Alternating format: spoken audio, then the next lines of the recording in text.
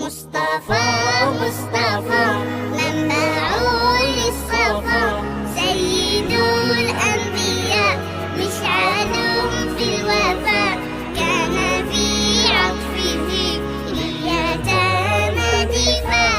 مصطفى مصطفى منبع للصفا، سيد الأنبياء مشعل في الوفاء، كان في عطفه لليتامى دفاع.